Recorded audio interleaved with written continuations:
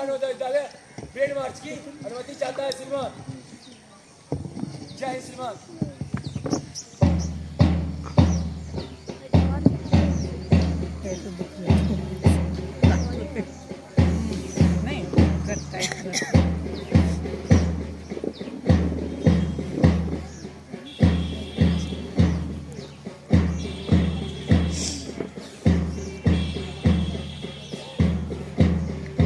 खोज रहा है आ गया निहाल यार बाप रे बैठ जा बैठ जा टोपी लगाने टोपी कहीं ना लगा लिए टोपी लगा लो रात भर कांपा है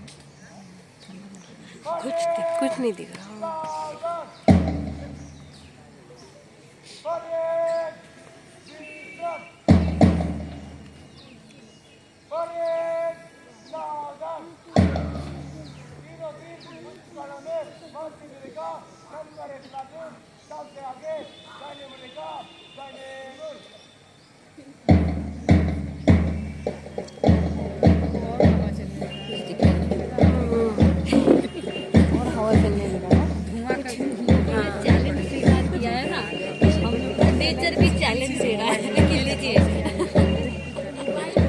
विद्यालय के सभी बच्चे मार्च पास्ट के लिए तैयार हैं और सबसे आगे हमारा एनसीसी कैडेट जिसका उद्देश्य है आगे एनसीसी के 2 कैडेट और अब परेड निरीक्षण के लिए प्राचार्य महोदय चल दिए हैं। सबसे पहले परेड निरीक्षण में एनसीसी कैडेट हैं हमारे माइग्रेशन स्टूडेंट जिनका माइग्रेशन असम से तिनसुकिया से है उन बच्चों का ट्रूप्स शानदार एक राष्ट्रीय एकता का प्रतीक हमारा यह माइग्रेशन हमारे बच्चे जो यह संदेश देते हैं सारे जहां से अच्छा हिंदुस्तान हमारा हम बुलबुले हैं इसकी ये गुलसिता हमारा यूनान मिस्र रोमा सब मिट गए जहां से यूनान मिस्र रोमा सब मिट गए जहां से अब तक मगर है बाकी नामो निशा हमारा सारे जहां से अच्छा हिंदुस्तान हमारा कुछ बात है कि हस्ती मिटती नहीं हमारी कुछ बात है कि हस्ती मिटती नहीं हमारी सदियों रहा है दुश्मन दौरे जहां हमारा सारे जहां से अच्छा हिंदुस्तान हमारा। इस सारे ट्रिप परेड मार्च पास्ट करते हुए हमारे मन से गुजर चुके हैं और अब धीरे धीरे झंडा के सामने आ रहे हैं। गणतंत्र दिवस हम मनाते तो हैं लेकिन गणतंत्र कहते किसको है? गणतंत्र की परिभाषा बहुत कम लोगों को मालूम है। सीधा बच्चे भी कहते हैं गणतंत्र मतलब जिस दिन हमारा संविधान लागू हुआ, लेकिन गणतंत्र का मतलब होता है वह देश जिसका राष्ट्राध्यक्ष जनता द्वारा प्रत्यक्ष या अप्रत्यक्ष रूप से निर्वाचित होते हैं, वह देश गणतंत्र कहलाता है। हमारे राष्ट्रपति महोदय जनता द्वारा अप्रत्यक्ष रूप से निर्वाचित होते हैं, इसलिए हमारा देश गणतंत्र है। और हमारे सारे बच्चे कदम ताल करते हुए मंच के सामने उपस्थित हैं। परेड थम, परेड विश्राम, परेड सावधान।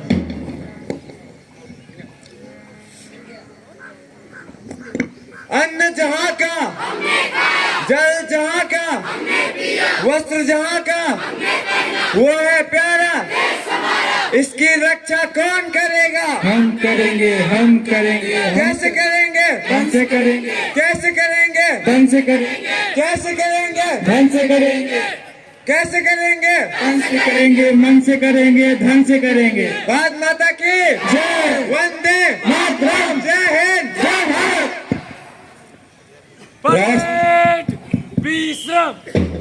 राष्ट्रीय ध्वज हमारी स्मृति का प्रतीक है। यह हमारे आन बान शान का प्रतीक है। यह न्याय, स्वतंत्रता, समानता और बंधुत्व के आदर्शों का प्रतीक है। कोई गुलाम देश अपना राष्ट्र ध्वज नहीं फहरा सकता है। राष्ट्र ध्वज के सम्मान में हमारे सैनिक शहीद हो जाते हैं। तभी तो श्यामलाल गुप्त ने लिखा, स्वतंत्रता के भी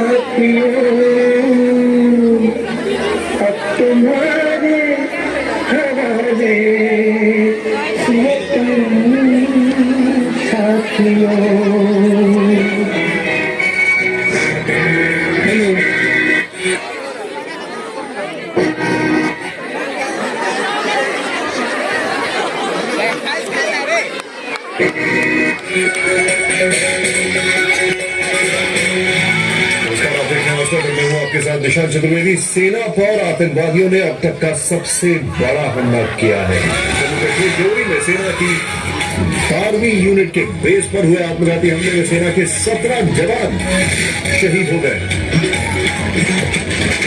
सेना ने 4 आतंकियों को भी मार गिराया। बारामूला जोरी में यह आत्मघाती हमला सुबह करीब 5:15 बजे हुआ। हमले के बाद देश के सभी एयरपोर्ट हाई अलर्ट कर दिए गए हैं। गृह मंत्री राजनाथ सिंह ने दिल्ली में हाई लेवल मीटिंग की है। रक्षा मंत्री मनोज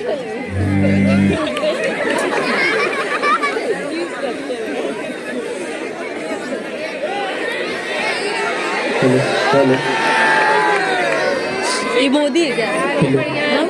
मोदी है।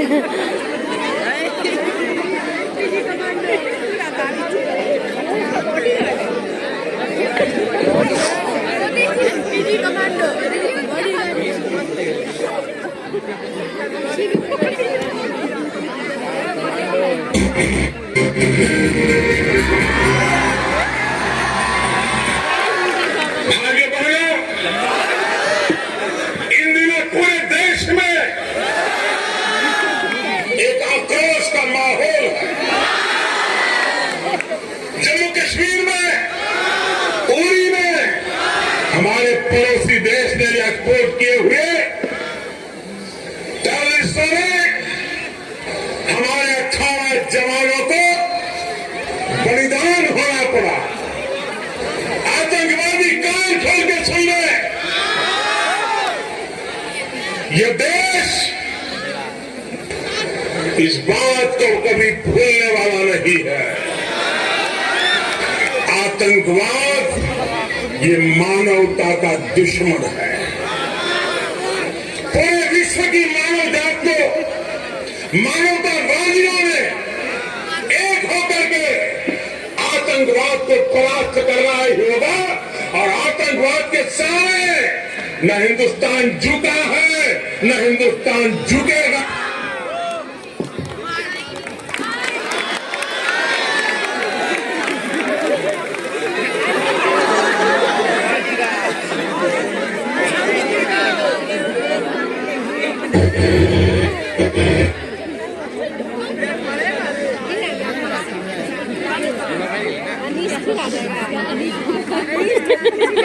अनीश का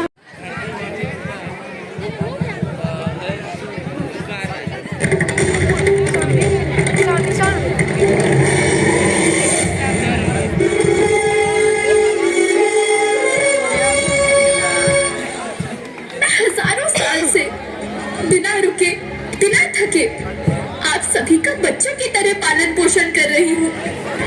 मैं तब भी थी जब आप लोग नहीं थे, और मैं तब भी रहूंगी जब आप लोग नहीं रहेंगे।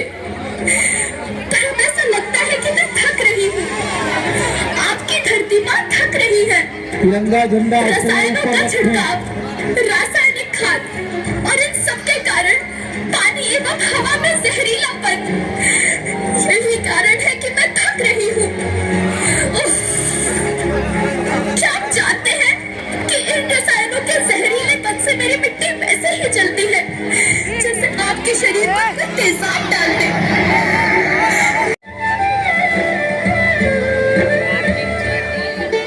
मैं तुम्हारी माँ सुंदर क्यों ना होती? मुझे तो सुंदर होना ही था, क्योंकि बीते जमाने में आप मेरे बच्चे ही तो अपनी माँ के रखवाले थे।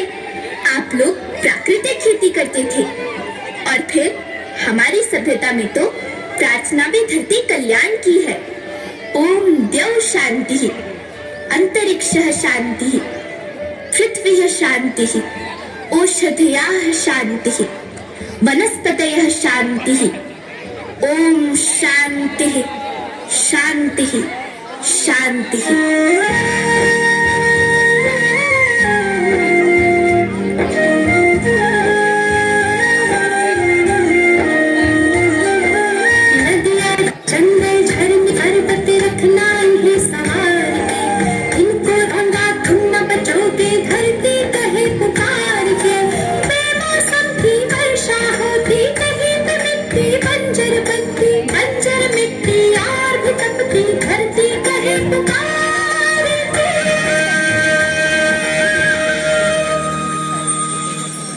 हजारों साल से मनुष्य धरती की गोद में रहता आया है, लेकिन आज मैं आपसे पूछती हूँ कि आपने इसके बदले धरती माँ को क्या दिया?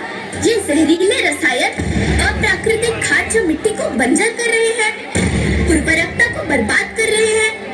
आप अच्छी पैदावार के लालच में जो रासायनिक खाद अपने खेतों में डाल रहे हैं, वो अभी तो लाभ देगी, लेकिन लंबे समय में उसी रासायनिक खाद का नुकसान भी है। रासायनिक खाद जहर समान है, और तो और फसलों में पानी की खपत भी बढ़ गई है, जिससे खेती की लागत बढ़ रही है और पानी का स्तर जमीन के काफी नीचे जा रहा है।